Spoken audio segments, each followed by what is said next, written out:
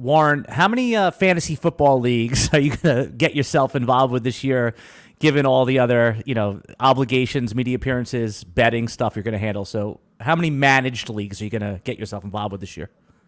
Honestly, it's just one, because Good. I used to do a couple, and I'm not really the strongest fantasy guy, but it used to be several. Now it's down to one, and honestly, I mean that's really all I can take. I think when you're doing this stuff, you need to figure out how to budget your time properly, and for me, that's about it because of all the betting that I do, because of all the sort of consulting that I'm doing behind the scenes as well. There's just not enough time to responsibly take on more. Now that's where best ball has helped, I think, a lot of people in their pursuits. So that's one thing that some people turn to, obviously. But in terms of managed leagues during the season, yeah, it's just my standard league that I've done for years. Yeah, I envy you. We all envy you because get ready to get your air sick bag. I'm going to be in 41 managed leagues this year, and my life is hell, Warren. It's hell. Like, I'm a busy guy. I'm maybe, but it's just too much. And you're right. I start like not caring about certain leagues. It's bad. Like you become a suboptimal player the more you do. So, but is this a long running league, the one that you're doing?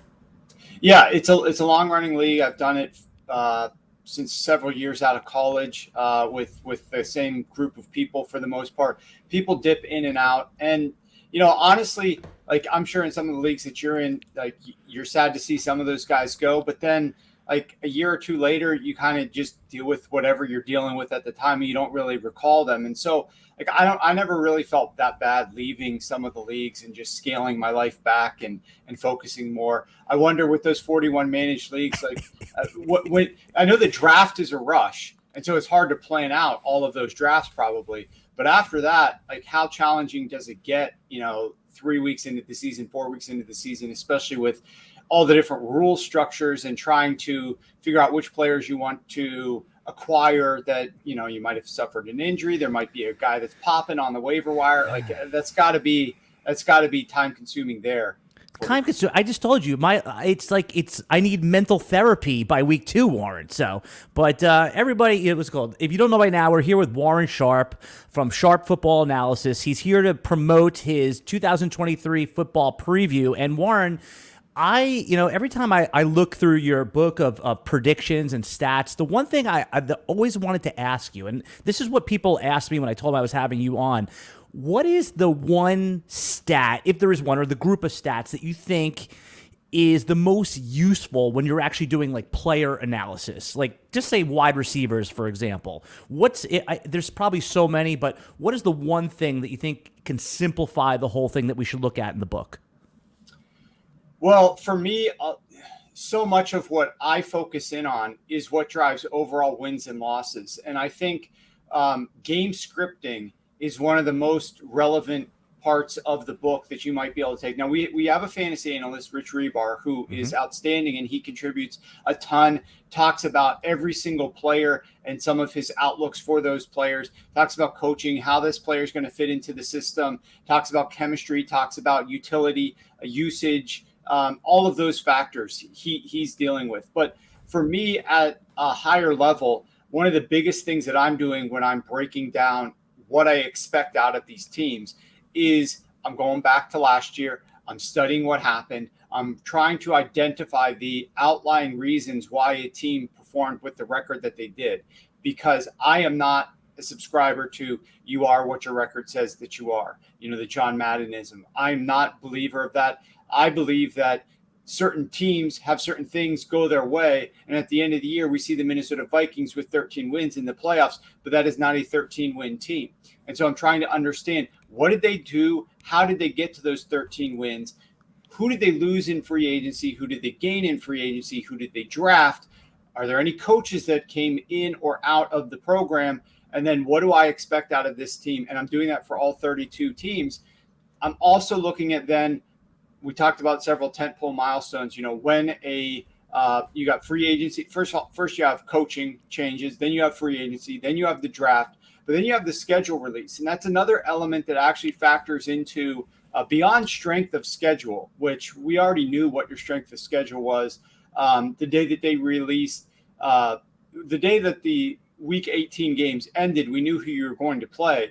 We started getting better about understanding the strength of that schedule when the Vegas odds makers released their win totals. But where we really started to get another layer of understanding is when they actually released the dates of those games, because now we know the strength of your scheduled timing of games. Do you play teams that are at a rest disadvantage? Are you at a rest disadvantage? Because the league completely controls that element of it. And all of those things, like even that rest advantage or disadvantage, factors into what I think your game script is going to be for this upcoming season. And once I understand what your game script is going to be, how many games I think you might win or lose, that's where I'm going to get a better understanding as to kind of how much usage these wide receivers might get, because I'm going to be looking at total passing volume. I'm going to be looking at situations. Like, I mean, one of the things I'm looking at right now is, without diving too deep into a rabbit hole, is like Kenny Pickett and George Pickens, because obviously they're the talk of the town right now. How frequently were the Pittsburgh Steelers running the ball inside of the 20-yard line last year? How did that compare to when Matt Canada was calling plays in 2021? Because in Canada's 2021 season, he had a veteran Ben Roethlisberger, and he actually called plays, I think, inside the 15-yard line. They called plays at I believe pass plays at a 61% clip, which was number one pass rate in the NFL. Whereas last year with Kenny Pickett, they were like number 27 in pass rate inside the 15-yard line. And they only threw, I just tweeted out a metric now, they only had 12 total passing touchdowns, which is the lowest of any team in the NFL. And we know of the Diontae Johnson targets into the end zone that absolutely did nothing. So I think George Pickens, his receiving prop right now is only 3.5. At some spots, it's 4.5 at plus juice at others. That's one. I don't like to bet a lot of preseason overs, but that's one where I think there's some upside. And the reason I think that there's upside is not because of the fancy clips that I'm seeing him catching the ball, because he is a freak. And obviously you love to see that if you're looking to back George Pickens, but it's the comments that Kenny Pickett is making in the offseason to the media. He's talking about that they've worked a lot on George Pickens in breaking routes this offseason. You saw him catch that touchdown in their last preseason game, which was an in-breaking route. They've been working on that and trying to figure out other ways to get him the ball, perfect his route running, because some of these guys, they come out, they're relatively unpolished from a route perspective. They've gotten by on talent, athleticism, ability to out jump or make crazy catches, but they don't have that precision route running ability. And I think Kenny Pickett now getting more trust from Matt Canada in this offense. They'll throw the ball a little bit more down there. I think the chemistry is building up with George Pickens. So these are things that, and I don't see the Steelers, like I am down on the Browns more so than I was 3 weeks ago, but I still believe that the Pittsburgh Steelers are on the outside looking in, trying to get into the playoffs. Like, I do not think that this team makes the playoffs in 2023 unless the Browns completely implode, because I think not that they're not going to take some strides, but the AFC is just a really difficult division. And as a result, Steelers are still going to be in situations where they're going to have to pass the ball and play from behind. And I just am a buyer on George Pickens to score more touchdowns than he's being projected. Yeah, no, I love that you brought up the Kenny Pickens and George Pickens and Kenny Pickett. How many times are people going to do that? Because, I promised people today that we talk about some post-hype sleepers, but, George Pickens is the opposite, right? Like, he is being steamed up, and it scares me a little bit, because, like, when you know how it is, like when you draft him in like best ball drafts, like in round 8, and then all of a sudden he's going in like round 5 or 6. Like, you don't want to pay the freight, but you're saying it still might be worth it there. Like, so just juxtapose him for a minute with Diontae Johnson. I want to stick with this because I had Diontae Johnson listed as one of my post-type sleepers for one of the reasons you talked about. The 145 targets, 0 touchdowns. Career-wise, Deontay's been around 7 touchdowns. I know that was a different quarterback, but who would you rather have in fantasy, given that what you just talked about with Pickens? Is it Diontae Johnson or is it George Pickens? Just from a fantasy perspective, based on the research you've done. Yeah, well, that's tough because unfortunately I don't have the level of expertise as you do right now off the cuff. I'm focusing more on the betting side of things. So I can't tell you, obviously the biggest thing with fantasy or betting is what is the price. Like, I am big on George Pickens catching over 3.5 touchdowns at minus 150 juice, because I know that that's what the line is. But if you told me that the line for George Pickens is he's going to catch over 5.5 touchdowns, over 6.5 touchdowns, I'm not so bullish on that type of a number. And so it matters what the average draft position right now is for both of these players. And I believe that we are going to see some touchdown regression. Rich wrote an article on the Steelers passing attack with regard to them having some positive regression in both passing the football more near the end zone and obviously having better success with some of these touchdowns. Pickett threw 9 touchdown passes inside of the 10-yard line. Only one of those was a touchdown. That's the lowest rate of any team in the NFL. Obviously, Diontae Johnson was the target on a number of those, but just in general, this passing attack did not have a lot of success down there. And I also, the number I'm now looking at my notes was, I said 61%. It's 64% early down pass rate inside the 15-yard line. In 2021, that was number 1 in the NFL. Last season, they dropped way down to 38%, from 64% to 38%. I absolutely see that number rising a bit, especially when you look at, I just don't see Najee Harris. He struggled a little bit. I know he was dealing with an injury to start last season, but he just has not been the type of player that was worthy of that first-round draft pick. And as Kenny Pickett has a little bit more experience and they start trusting him and they see the receiving talent that they've got, I absolutely think that they're going to up their passing touchdowns. So I can't, on a fantasy perspective, based on average draft position, I can't necessarily lobby for Pickens over Diontae Johnson. And in fact, what your point was that I don't know enough about, obviously. I disagree with you. I think you do know enough about it. Pickens, you're telling me Pickens has risen tremendously from an average draft position. Right. And I can just tell you from a betting perspective, this is absolutely what I try to avoid and what I try to sell. Like if there's a line on a player, like let's pretend it's George Pickens touchdowns. And if George Pickens touchdowns starts out in June when they first post the numbers at 3.5, and by late August, after all this hype, it's up to 5.5. I'm not betting over George Pickens touchdowns. The value was once there. The value is no longer there. You need to learn how to walk away and attack other players, because I don't believe in playing what we call in the sports betting world, playing that steam so long after it's occurred and trying to get in on somebody when his draft position has risen tremendously. There has to be a damn good reason why it's risen as much as it has. And then in order to actually see success, this is one of the things that I think in fantasy you have to realize is that if you're just drafting a guy at his average draft position and that's what he ends up producing that year, you're not putting yourself ahead of the competition. Like George Pickens not only has to beat the draft position not only has to be worthy of the several rounds of rising that he's done, but he has to do even better than that for you to actually get a value at where you're taking him. And as a result, I just think it's probably not worth it at this point in time, even though I like George Pickens a lot this season. I'm here with Warren Sharp from Sharp Football Analysis, and he's here talking about the 2023 football preview, which you can go and follow him on his Twitter, on his X, whatever we're calling it nowadays, and he's got it linked there. You could buy it right from there. And then, by the way, the RotoWire Fantasy Football Podcast is brought to you by Circa, Fantrax, and Rival Fantasy. We're grateful for their support. Warren, you were talking about the projections and like what happened last year and relating it to what happens this year. Amon-Ra St. Brown, the wide receiver on the Detroit Lions, in some of these like high stakes leagues is now being pushed up to the first round. He seems more comfortable as a second round pick. Now, one of the interesting things I read about him was that he was tackled a league high, I think like 6 or 7 times inside the 5-yard line. And he's been 5 and 6 touchdowns in his first 2 years. What did you see from the Detroit Lions and specifically Amon-Ra St. Brown that we could take away and bring into this year, both from a team and his production perspective? Yeah, so Amon-Ra is obviously like the talk of the town. I know that Matthew Berry put him out there as some his player of the year, basically.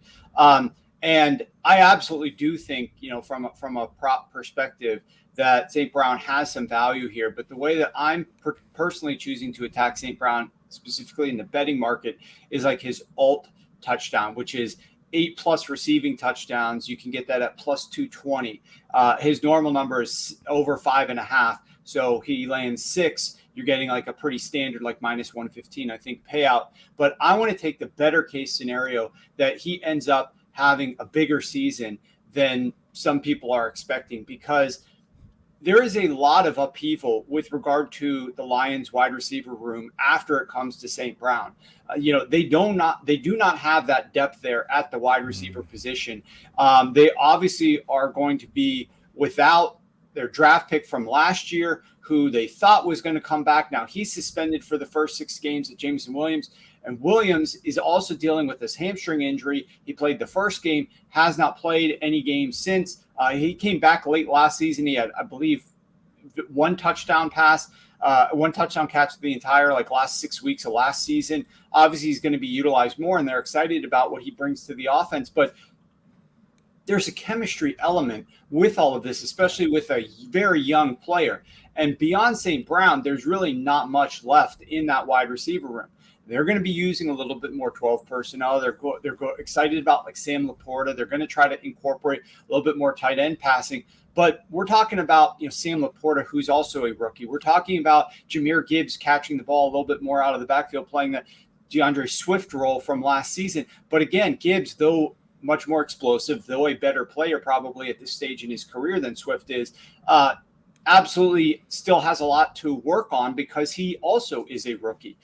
And so for all of these reasons, I just think the guy that the quarterback is going to trust when it counts, which is scoring down there inside of the red zone, is probably going to be Amon-Ra St. Brown. I looked, we know that the other factor here, one of the things that I try to do, it's not scientific, but when you're betting on these games or thinking about football, these are players, these are people, these are teams, like organisms, living, breathing, a lot of different things go on there that affects it. It's not all necessarily pure science. And one of the factors here is I think that there was an element of this team, especially with Dan Campbell, who Dan Campbell came there. He's a very emotional guy, and he knows his team fed off of Jamal Williams. And Jamal Williams got all these touchdowns, 17 rushing touchdowns, including 13 rushing touchdowns inside of the 2-yard line. This is a player who obviously was a spark plug for this team. They loved giving him those touchdowns to make the whole team, that offensive line, feel really good. I obviously think that they've got David Montgomery, who at this stage in his career, I believe, is probably a better running back than Jamal Williams was. David Montgomery certainly could get a lot of those touches, but I don't necessarily think that they're going to just feed David Montgomery consistently down there. He's not Jamal Williams. He's not the same player. He doesn't bring that same passion to the team. I think there might be more upside for them to throw the football a little bit more down inside of the red zone. And I believe that St. Brown is going to have the upside in touchdowns this year. This team plays the 24th most difficult schedule of past defenses, so it's not a very difficult schedule of past defenses. I like to, in the book, two of the things that I do that are useful for somebody who's going out to buy the book. Number one is do all of the rest edges on a weekly basis, and you can see that on the first page of every single team chapter. So you can go to like week 3, week 6. Repeat that again, because that's important. So the rest edges, just explain what that exactly is in layman's terms, just so you understand and how it applies to when you're making your bets or picking your fantasy players. Just I want to underline that one part, Warren. Yeah, it's actually very important. So I started looking into this when I started to realize that when the NFL is divvying up these scheduled games, their main focus, although they try to say it's a sport that we rotate schedules every single year, we've got this formula planned in ahead that this division is going to play that division, and we know that years in advance.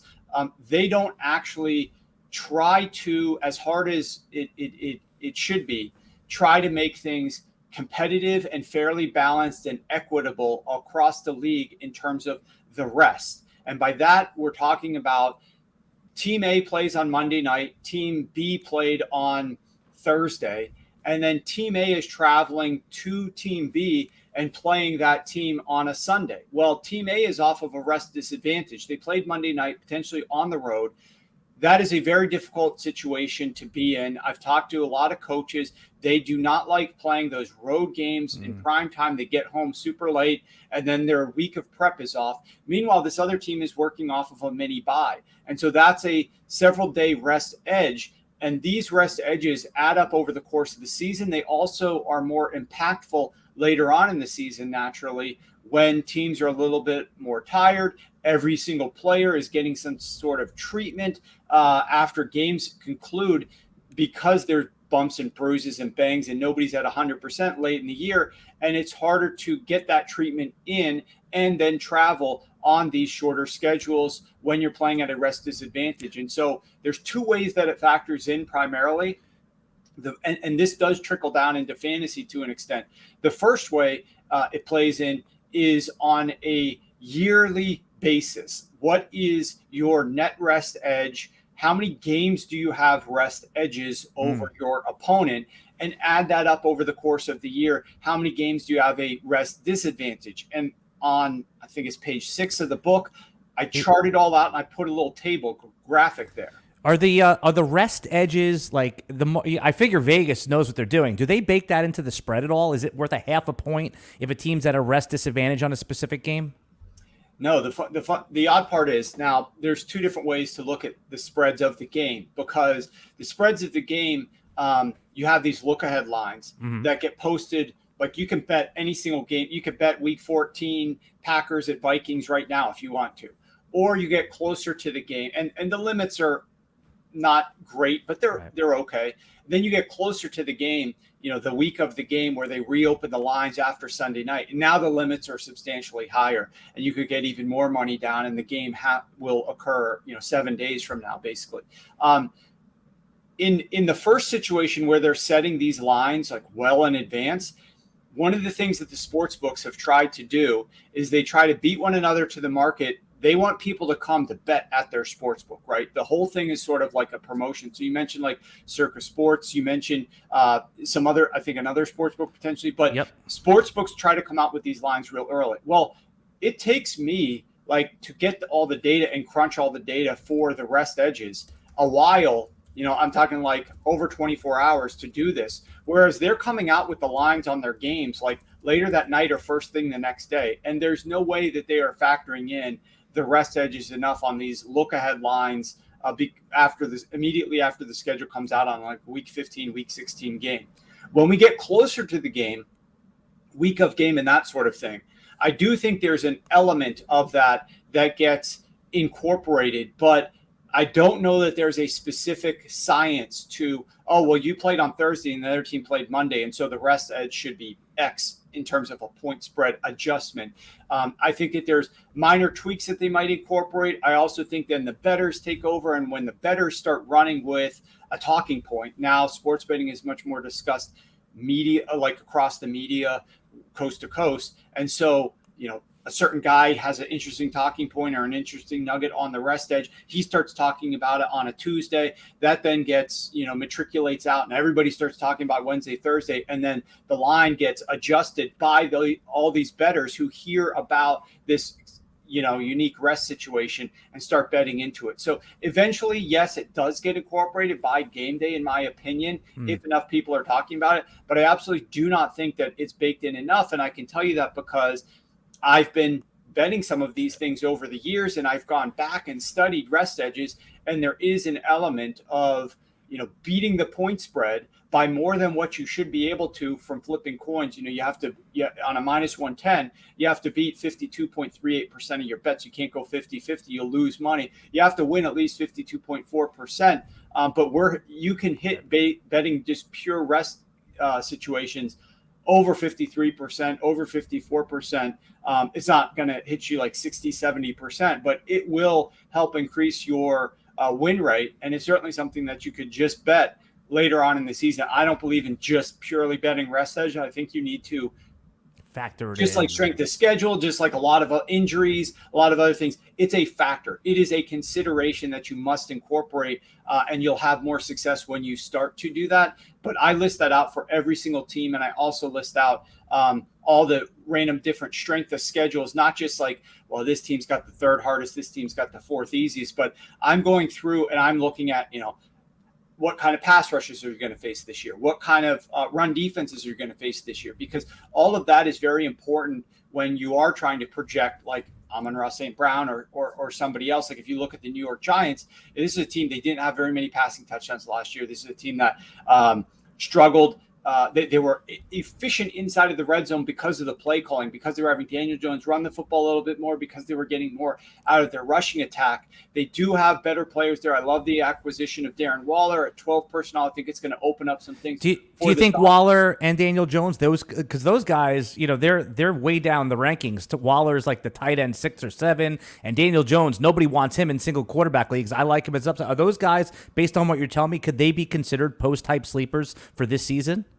Well, the problem is they play the number one toughest schedule of past defenses this year.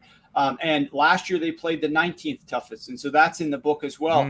They play it's the second toughest jump year over year in strength of schedule for a passing offense of any team in the NFL. And, you look at the defenses that they're going to be playing. Last year, they got to play the AFC South.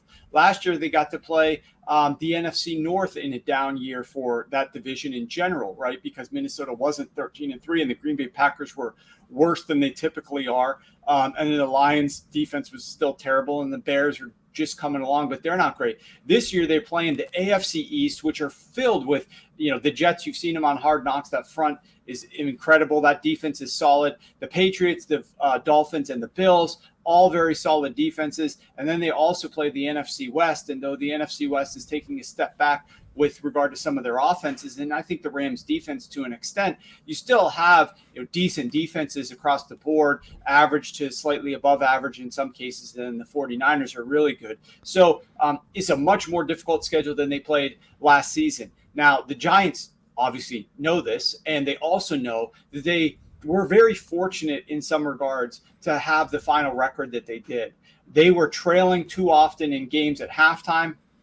They need to come out and start a lot faster. They need to emphasize building leads so that they can play from ahead, because it's so much easier when you're playing from ahead and your entire playbook is open in that third and fourth quarter and you can run or pass. Whereas the situation they found them in last year was they were in a pass-only mode in a lot of these fourth quarters and trying to come from behind and hope the opposing team's offense makes a mistake. They get the ball back and then they can score, make something happen on their side of things. So I think the Giants know that. I think the Giants are going to have a more efficient passing attack. I do think Daniel Jones will throw more than 15 touchdowns last year. I think he's going to throw more than that this year. And I've been buying the Darren Waller hype only if only because I think that what a lot of teams are starting to figure out is that 12 personnel to pass the football is one of the great counterpunches to defenses using more too high.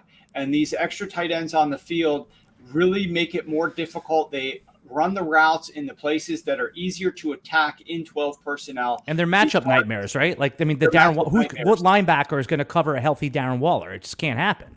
Exactly. And so you look at Waller, as long as he stays healthy, which you used a great word there, which it's hard to predict in fantasy and in betting and NFL futures, all these types of things. Like, you just have to kind of decide what your level of comfort with the unknown is and then just march forward. But with regard to Darren Waller, no doubt about it. I mean, the New York Giants were much more efficient when they had a guy like Daniel Bellinger out there the first several weeks of the season. And that's not a household name. Nobody's probably drafting him in fantasy. He was a, unheralded player last season, and most people around the league probably didn't know who he was. But when he was out on the field, whether he was being the target of passes or he made defenses get into adjustments to account for him being there, not that they're like scheming to take away Daniel Bellinger, but just his presence on the field as a tight end, depending on where he gets lined up, that absolutely helped this offense. And when he went down with an injury, he had his eye scratched against the Jacksonville Jaguars.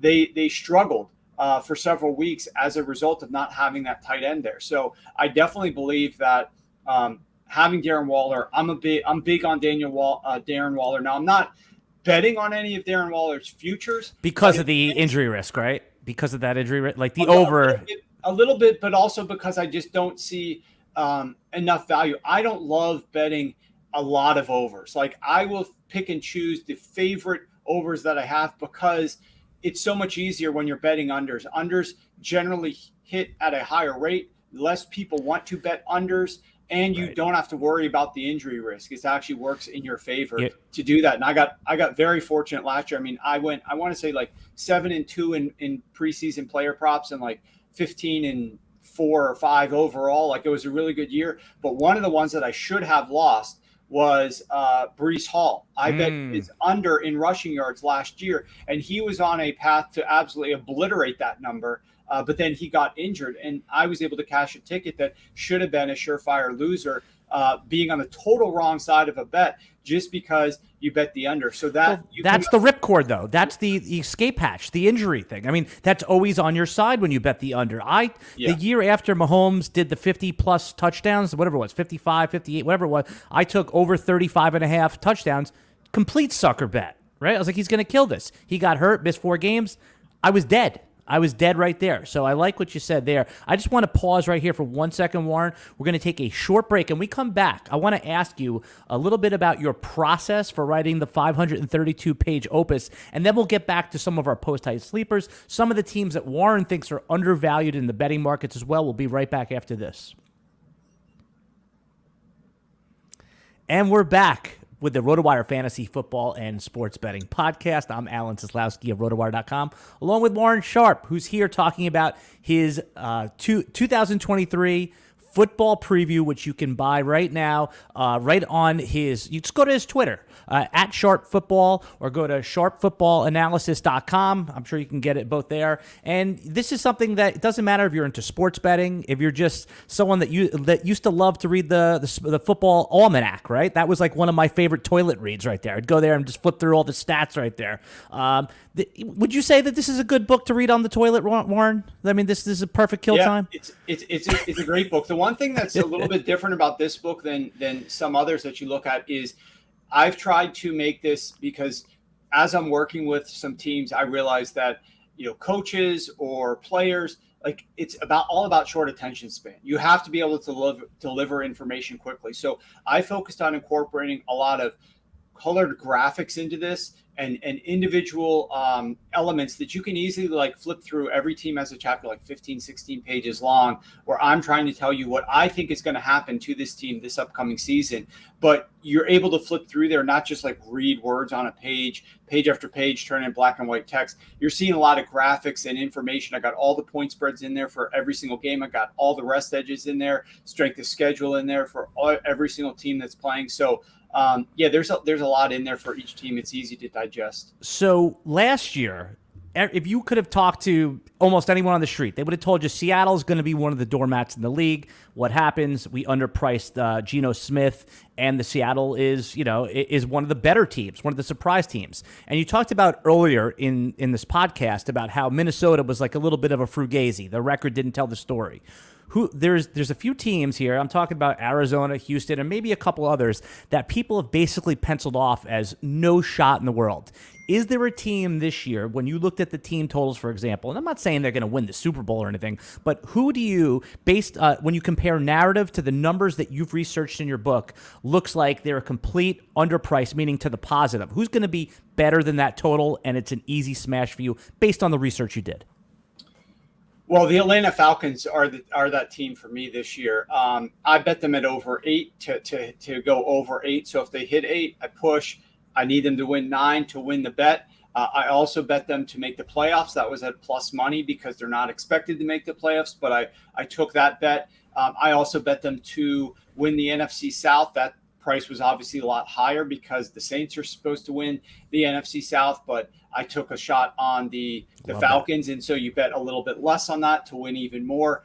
So the big bet I'm looking to hit is over 8 wins, hoping that they get to the playoffs or win the South, and then it's just like a windfall at that point. But I think this is a team that has several things going for it.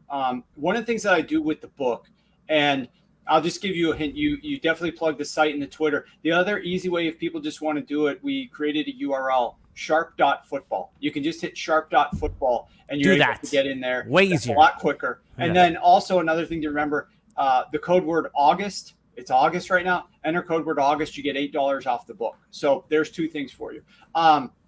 With the Atlanta Falcons, one thing that I do this with every single team because I believe in the holistic build of these football teams. I'm not looking to just dive into a single player like a Kyle Pitts and just start analyzing Kyle Pitts this year and who does he play and what did he do last year. I'm backing way up to try to understand why did Kyle Pitts struggle last year? What really went on with the Atlanta Falcons? And one of the things I do is look at your cap hits, how much cap you're spending, where the cap is being allocated.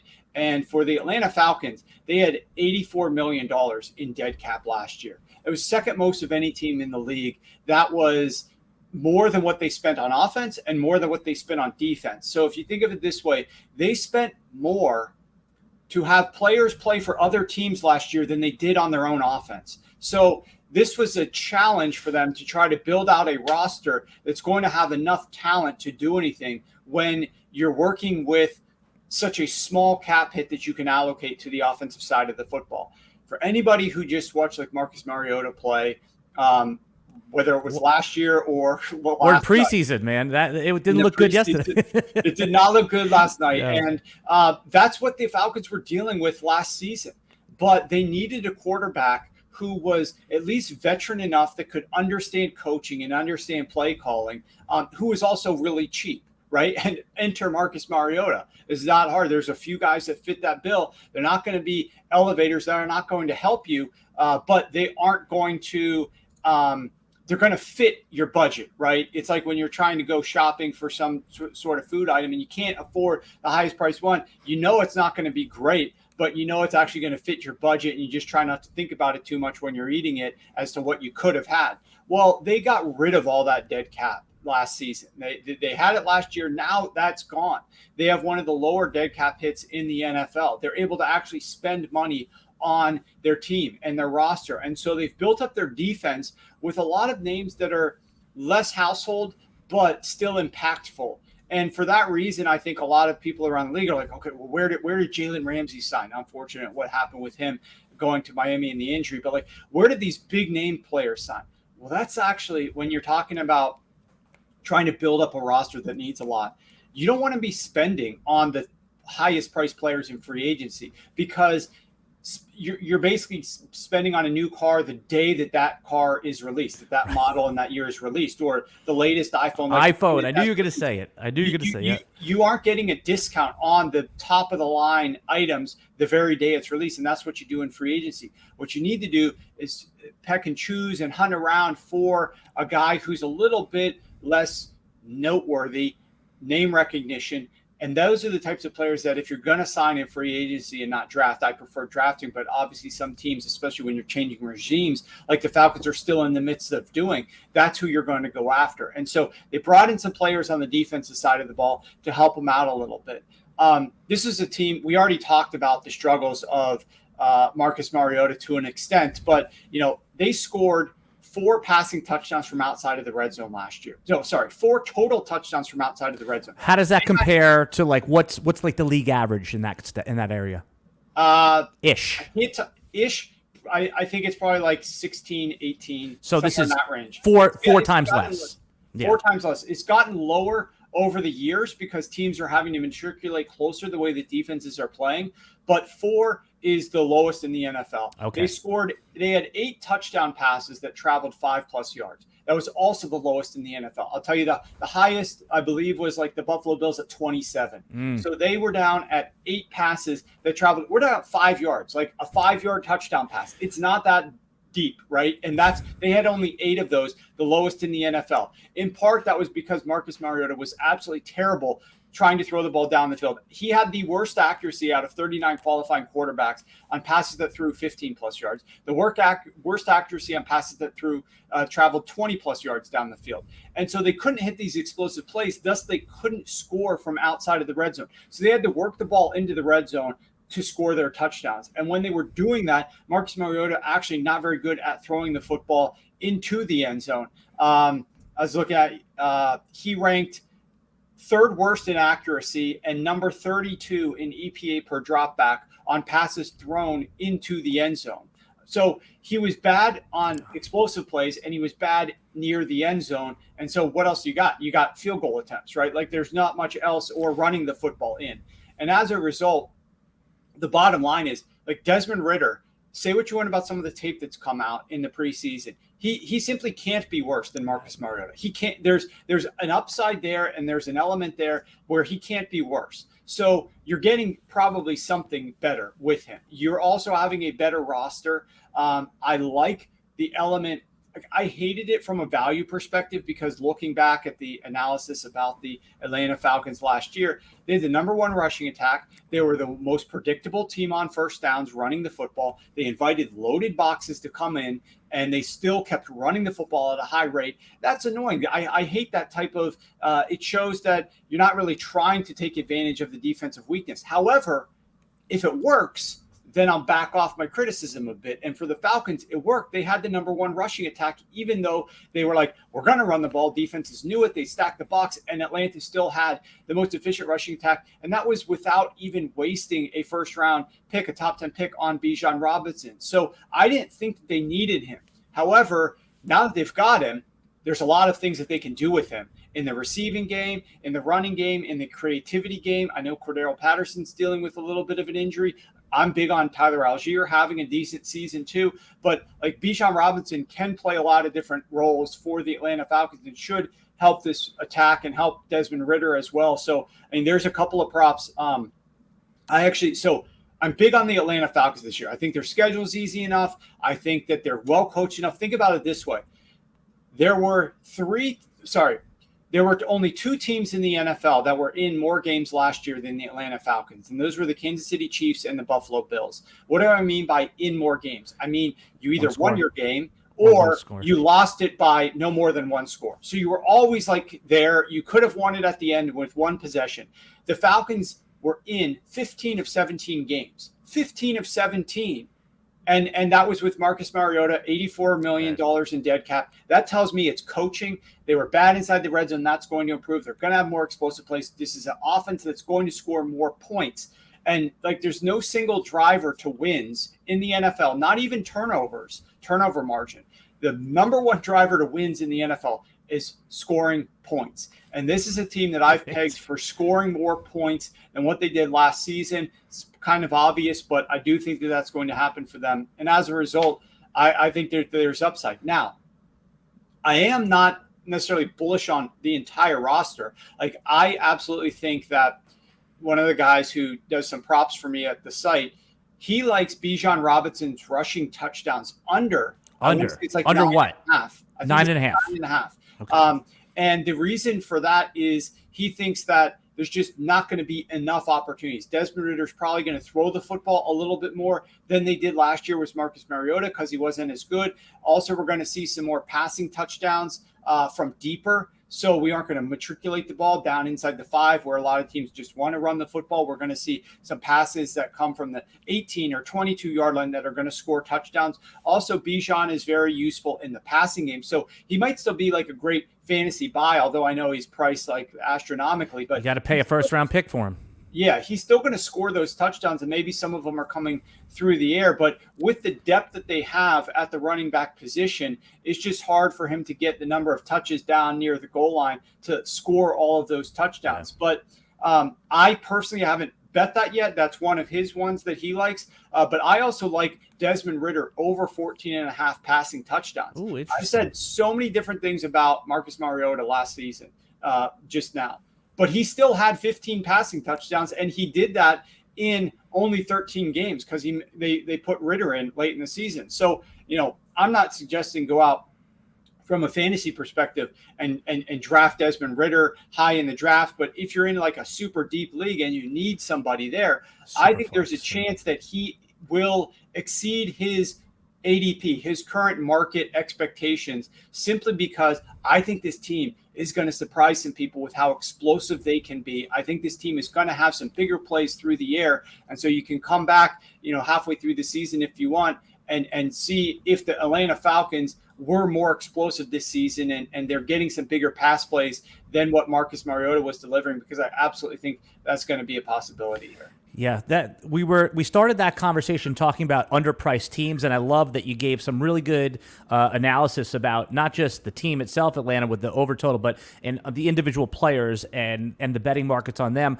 I want to switch with our last few minutes over to one of the better teams, Buffalo Bills, and specifically, their wide receivers. Everyone loves Steph Diggs, but it's Gabriel Davis that was, I'm going to call him a post-hype sleeper in a sense where last year he was in fantasy drafts, being like a third-round pick, and now people don't even want him. He goes in like the 8th round, and you're not really happy to take him. So what are you seeing with the Bills' passing game, given the influx of the rookie tight end, and specifically for Gabriel Davis, because I think he has a chance to really break it out this year and be a post-hype sleeper. What do the numbers tell you that you've looked at? So there's two interesting things. Interesting that you brought up this team, because I just finished an article. I'm finally getting back to writing analytical articles for my website. For a couple of years, I took my writing and went other places to more prominent spots to write, but they wanted like a lot of sports betting analysis, and I didn't get a lot of the analytical type things. That is my true passion. You're back to your true love, isn't it great? I'm back to my true love. I'm now back at my own website, writing about whatever I want, whenever I want, and I'm really going to be writing about betting during the season. But I'm still going to be able to take time to write about some of the more analytically curious things that pop up that don't really have anything to do with betting. And so when I looked at the Buffalo Bills, and one of the crazy things about the Buffalo Bills is the fact that this team's goal line offense. So they and the Kansas City Chiefs, the two best offenses in the NFL over the last several years. There's no arguing that these two teams, number one and number two, in virtually every single metric that you can imagine. I think, let me pull up a couple here. EPA per play, success rate, early down efficiency, third down conversions, points scored per drive, total points scored. And as a result, they both have the most wins of any team in the NFL over the last 2 years. However, the difference is key down at the goal line, where Josh Allen and the Buffalo Bills rank dead last, if you can believe it, dead last in efficiency down at the goal line, inside the 3-yard line. They have the worst offense in the NFL over the last 2 years. And how is that possible? It's a shock, and it's hard to believe. But they, worse than the Colts, who are number 31, worse than the Packers, surprisingly, who are number 30 last year, worse than the Raiders and the Bears. This team was terrible. And two of the main factors that I identified in this article that I wrote was Josh Allen's completion rate and the time to throw. They do not have, and I contrasted them with the Kansas City Chiefs, who obviously are a number one offense, like over the rest of the field, just like the Bills are the number two. But the Chiefs are great down at the goal line, and the Bills are terrible down at the goal line. And so I put together some film on the differences between the two. And this offense just needs some different play designs, and they need to get rid of the ball out of Josh Allen's hands a lot quicker. He's got one of the longest time to throw in the NFL down inside the 3-yard line, whereas Patrick Mahomes is one of the quickest time to throw. The goal inside that 3-yard line is a completion. It is because a completion is probably scoring a touchdown. So how do you complete a pass down there? And most often it's by getting the ball out of your quarterback's hands quickly to a receiver who's running a route and gets there a hair before the defense has a chance to fill that void. And that is absolutely what the Bills need to focus on. So for those reasons, I think that the entire Bills offense, think about it this way. The second best offense, they scored the second most points of any team the last 2 years, but they've had the worst goal line offense. So I believe that if they focus on some of these things, if Ken Dorsey goes in there and tries to, quote unquote, fix some of their goal line struggles, this team has a chance to score even more points, score the most points of any team in the NFL this upcoming season. Gabe Davis is a guy who obviously he's not like the Steph Diggs get open real quick down there, but he's that taller target that they need to figure out easier ways to just get him open, even on some of those plays that are down at the goal line, as opposed to needing to utilize him on the deeper passes to try to score from distance. Because like I mentioned earlier, the Buffalo Bills, 27 touchdowns of 5 or longer pass yards. That's the most of any team in the NFL. Those will still be there, but those are a little bit harder to score. You've got to figure out a way to get some of these targets completed down closer to the end zone. And I think Gabe Davis, with his height and his physical advantages over some defenders, should be able to play a little bit of a better role in that if they're getting rid of the ball quicker, use a little bit more pick concepts, and try to figure out other ways to punch the ball into the end zone. The Buffalo Bills do play a very difficult defense. Schedule of defenses this year. Obviously, their own division is a challenge. But if you think about, this team still struggles to run the football. They're still one of the most pass-heavy teams in the league. But they won 13 games last year. They went 13-3. They didn't play that extra game. So this is a team that may not necessarily win 13 games. They're in a tough division and a tough conference. I like the Bills. Like I'll be honest. I was looking for reasons to try to fade this team earlier this offseason. I wanted to see if I could figure out a way to bet against the Buffalo Bills.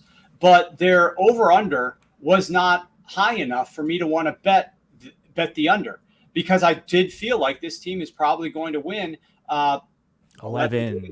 What's the lowest number that they'd win? Maybe assuming Josh Allen doesn't get hurt, which you could do the same exercise for every team in the league. So you got to push that to the side. Assuming Josh Allen doesn't get hurt, what is the floor of this team? 9, 10, like at the bare minimum? So like their win total is 10.5. I absolutely see too many situations where they're probably right around 10 to 11 in a median case outcome, and with upside of winning a couple more. But like they're probably not going 13-3 in terms of their games this year, in my opinion. And as a result, that's going to create more passing volume in general if they're closer in some of these games. You always got to focus on what the weather is like up there and how many games they play outdoors, how many games they play at home late in the season. But I believe that the Buffalo Bills passing attack this season, especially with what Josh Allen was dealing with late last year after he got his elbow sprained against the Jets, I think the Bills passing attack could be and should be more exciting this season and put up more points this year. And thus that should raise the tide for all the ships there, including Gabe Davis.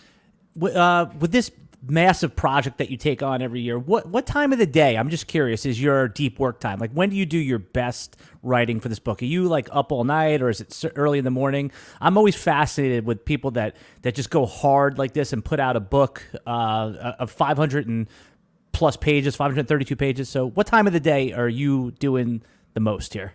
So I don't know what the right answer is, like when you're supposed to do that. There is no right answer. But for me, the right answer is I do it in the evening, like late at night. Now I'm working all day. I don't stop. But the problem is there's a call here, there's a meeting there, there's different things that distract me during the day. I've got a family, I'll go grab dinner, etc. But at night, like I can get like 6-7 hours until like 2-3 a.m. where I'm just focused on work. Now during the season, that's my schedule as well. I don't get a lot of sleep. Well, what time do you wake up? What time in the morning do you wake up? So normally it's like around 7:15, 7:30. If I'm going up till 3 a.m., then that gets pushed back a little bit by like 45 minutes or so.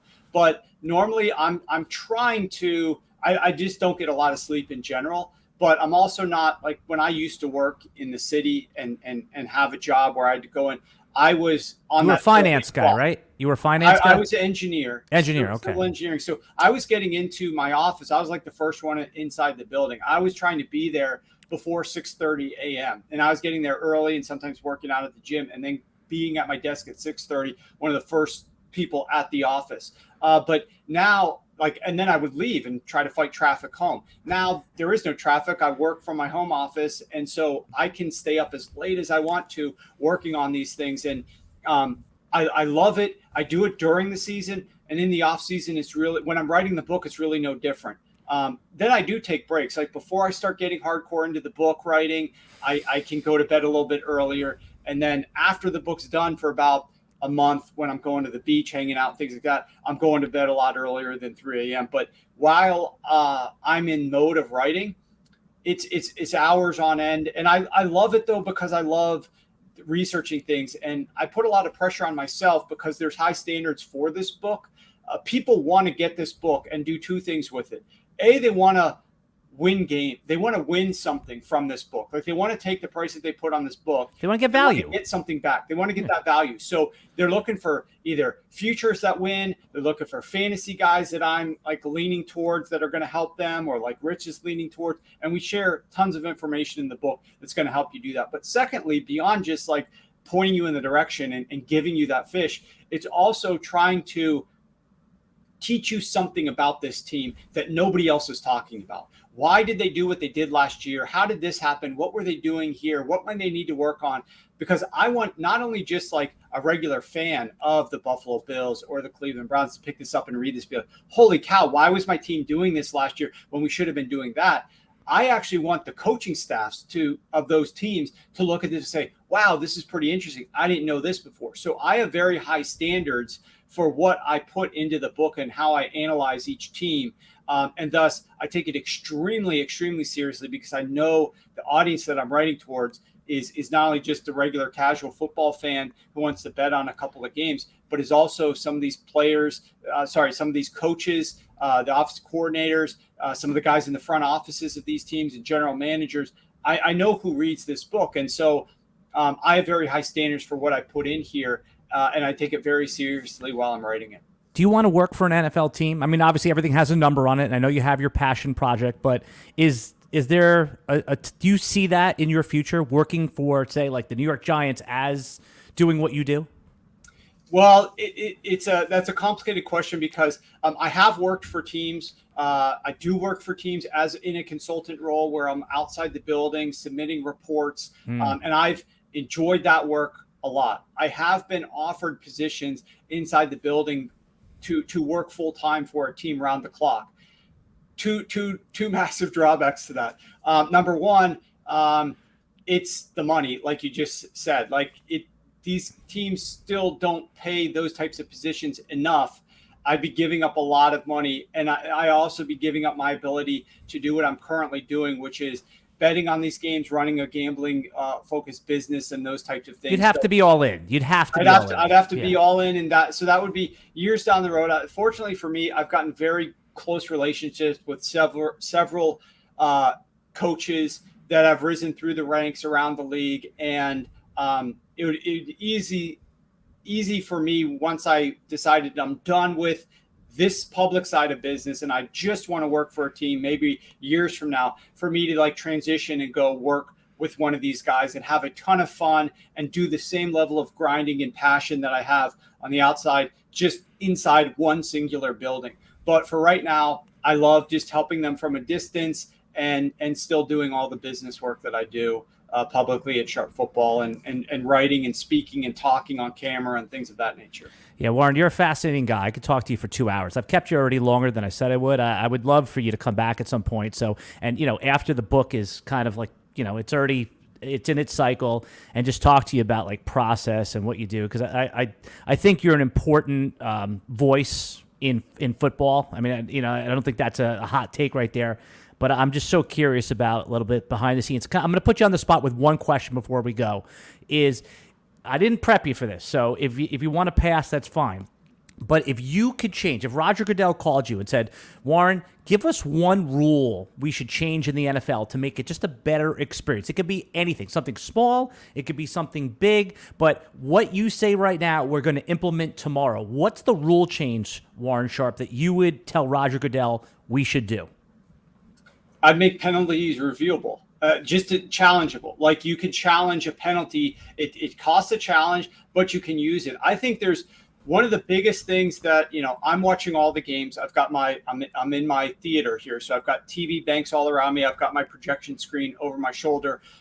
This is like command central for me on game days, and I'm watching all these games, and then I'm tweeting things out about like how they call this, roughing the passer, how this get called as defensive pass interference, BS calls, BS calls. Yeah, that is the single thing that like goes crazy on Twitter when something like that happens in a prime game. Yep. Like you could have a great catch and whatnot, and but when you have a game-changing call that gets screwed by the refs and there's absolutely nothing to do about that, that is a big time problem. And I know like in all other leagues, they can review certain different things. And like with soccer, they have like this VAR, and it's like, well, is it over the line or is it offsides? And now we're like, it's not just the ref's judgment. Let's go back and review it and just confirm it. Here, like we don't have that type of technology to actually to do that and measure it scientifically. We have to go back with somebody else's eyeballs and confirm. And so I'm a believer that obviously you can't just waste the game and challenge everything you want and make the games take a lot longer, but you should be able to challenge penalties, whether it's every single type of penalty out there or certain types of penalties. I'm not quite sure there, but challenging penalties for me would be the single thing that would probably improve fan experience the most, because then they feel like their team isn't getting hosed in certain situations. Yeah, and also, I mean, you left out the quiet part, which is when you have $1,000 on a game and a BS penalty goes against you and changes that spread. I mean, you want that. I mean, very rarely it seems like goes for you, right? When you have a $500 bet on a game.